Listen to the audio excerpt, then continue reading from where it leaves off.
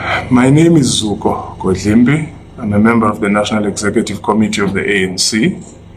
I'm a deployee of the National Executive Committee to Gauteng.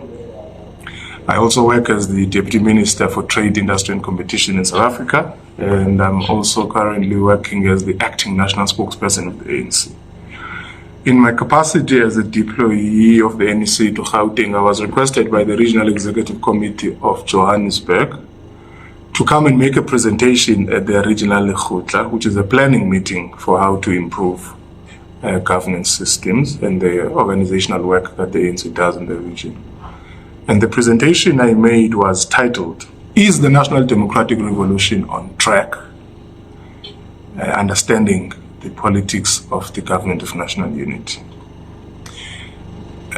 And the history of this topic, actually, interestingly, it appeared in ANC publications for the first time in 1997, and it was an article on Umkhabulo by Comrade Joel Nechitenze, and it had been part of a workshop that was organized for newly deployed government ministers, deputy ministers, and members of the National Working Committee.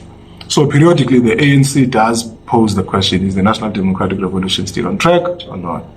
And so today I was doing what should be the third or fourth or fifth iteration of that presentation.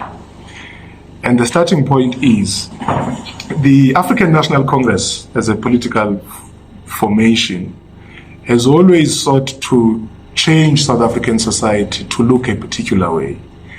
And its program of that change and the theory of that change is known as the National Democratic Revolution.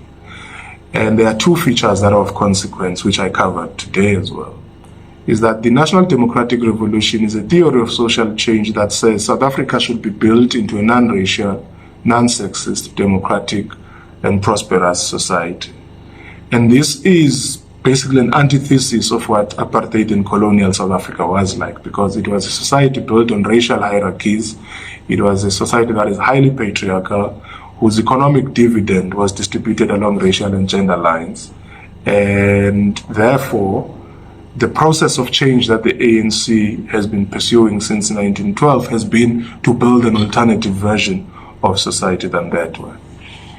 And the second element of it is that, therefore, that theory of change requires a political process of change that is led by particular social groupings. Let me put it like that.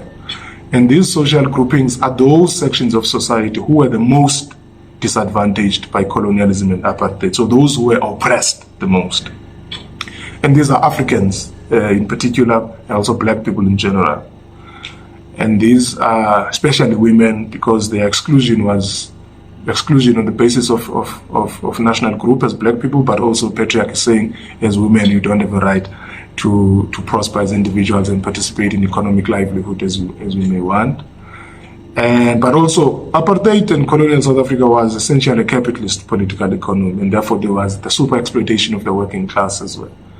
And the National Democratic Revolution, therefore, requires the mobilization of those social groupings, whom we refer to as the motive forces for change. And why do we say this? We say this because they are the social classes who stand to benefit the most out of a successful national democratic revolution. So when South Africa becomes a practically non-racial, non-sexist and prosperous society, that will be measured on the elevated position of those motive forces who were historically excluded from the South African political economy, at least not in progressive ways included in there. So when the ANC pursues its program of fundamental social change, it measures the degree of success by the changing circumstances of those motive forces. So when the ANC asks the question, is the National Democratic Revolution on track? It is asking it in two ways. Are we prosecuting the struggle for social change in a manner that accords with the ambitions and wishes of these social groupings? But what indicators do we look at in order to see that we are doing correctly or wrongly with respect to that? So, of course, because the African majority was excluded from economic participation, the first marker would be an increased level of participation by Africans and blacks in the national economy. The changing status of women in national life, the improved distribution of income towards the working class in South Africa's political economy as well. Now, statistics are abound that tell us that it's not looking very good on all those fronts. But the point that I was also making to the Johannesburg REC was that other than the statistics themselves, electoral dynamics can also be an indicator of whether the National Democratic Revolution is doing well or not. As you might know, we lost our electoral majority in Johannesburg for the first time in 2016. We continued to bleed again in 2021. We continue to bleed in 2024. And that bleeding out has been playing out in especially the metropolitan centers of South Africa. And it has now played itself out at a national level. And on that score, it essentially means if you study the electoral patterns and the voting behavior of the motive forces themselves, they are increasingly deserting the National Democratic Revolution at the ballot. So this is a protest vote against three things. On the one hand, the national economy is not working as optimally as it should, and therefore the level of economic inclusion has been slowing down over the years. And depending on who's talking, there are also elements of reversal as well. And therefore, by consequence, the material well-being of the motive forces has been on the decline. The second part is that the level of service delivery provision in our metropolitan cities especially, and across the local government sphere as a whole, it has been progressively becoming substandard. And there are subjective and objective reasons for that, one of which is because the local government funding model is predicated on own revenue generation, it assumes that there must always be an economically well-off citizenry with the capacity to afford paying rates and taxes. But with the rise in unemployment and the decline in economic prosperity overall, it means even ratepayers are shrinking. But internal migration trends are still moving people from rural provinces towards the metropolitan centers in search of employment opportunities, which means the demand for services is now markedly higher than the capacity of the own revenue generation model of the cities to meet up with the demand. And the consequence of it, of course, has been the declining standard of services.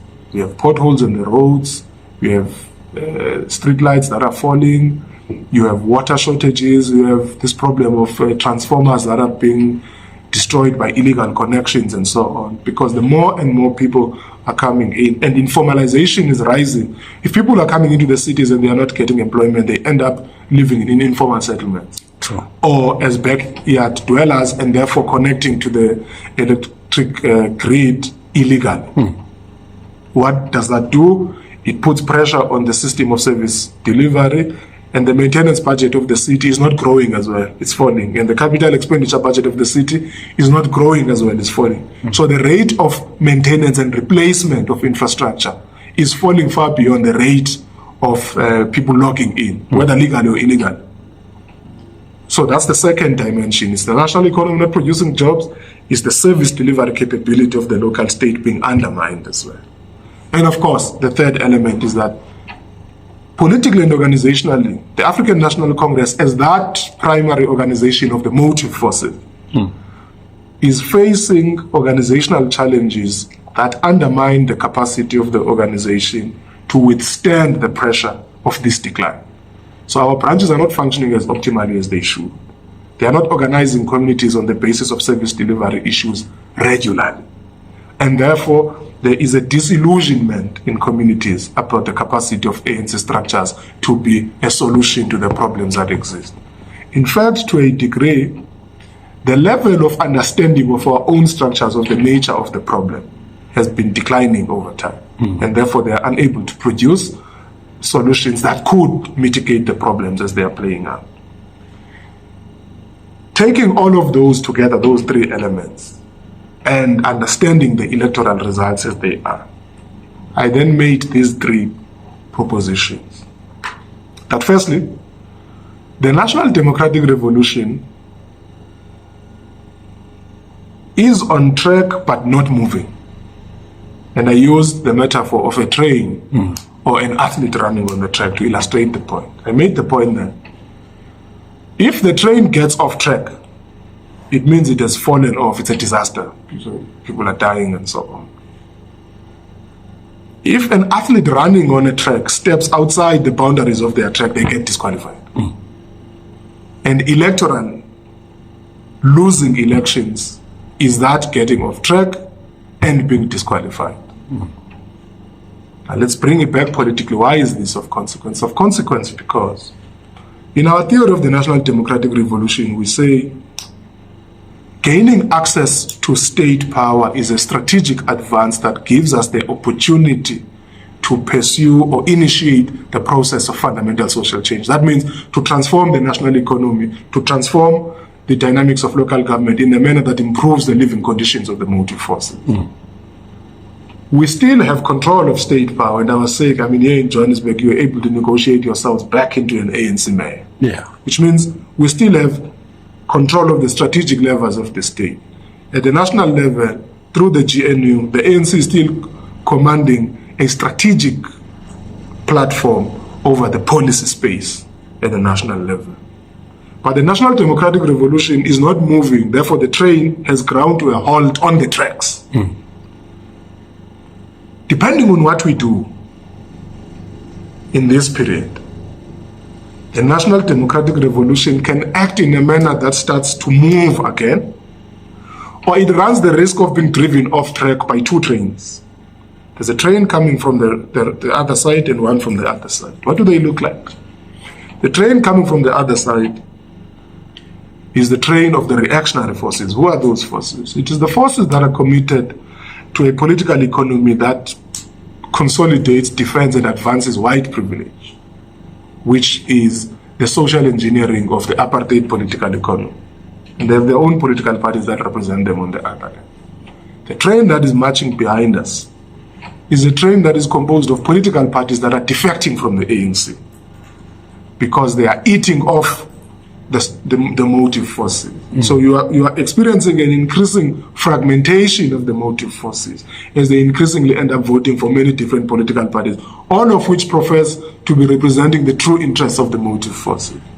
But those parties, on the other hand, that are the parties of white privilege, so to speak, their electoral share is not growing. So the raw numbers that they are getting on the ballot is not growing. It remains pretty much the same.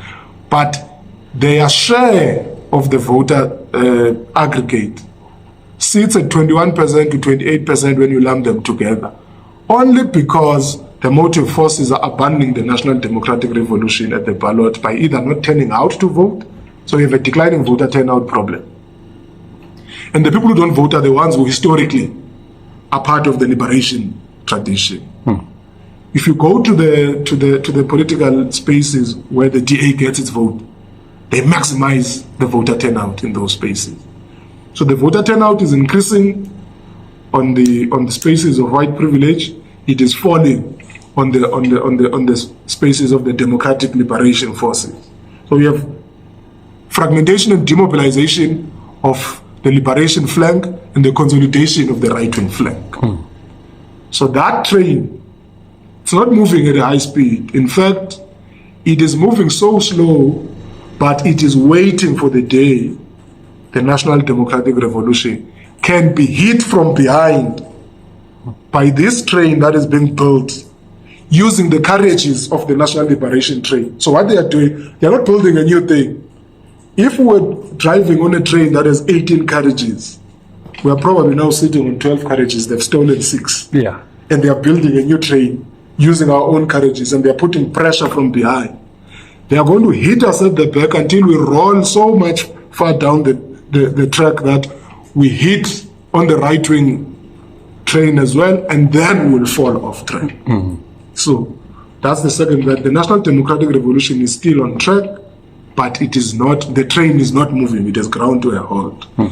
And the only way for the train to move, it requires us to improve our performance on the level of the economy, to improve our governance systems, to improve the credibility of our organizational systems and how our organization interacts with the people on the ground.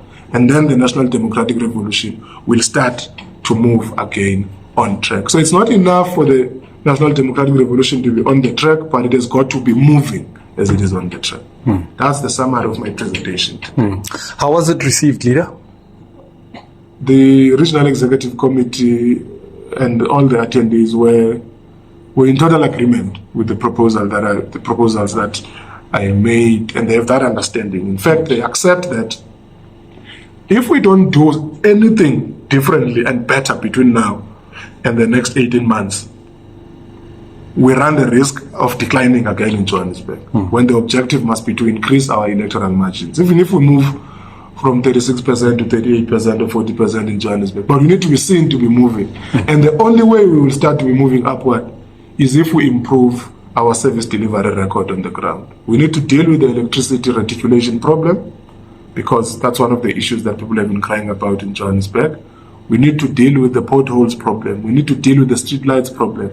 We need to get into the space of local economic development and find sustainable ways of re-engaging investment rates in the city and rebuilding the local economy. But of course, it requires cooperation between the local sphere and the national spheres of government to deal with the problem. If we don't get that right, we'll be in trouble. And the REC also agrees that the state of our branches has got to improve, and it must improve as soon as yesterday, so that they can have the capacity to remobilize communities, to be part of crime-fighting initiatives, to be part of responding to the social ills of drug abuse in communities and the helplessness that is there. And they also agree that we have to find a way very, very, very, very urgently to force our deployees in government to pursue a coherent program of action of the ANC on the state of governance, on how to reclaim lost ground in the city of Johannesburg. Thank you very much, leader. Very much. Thank you so much.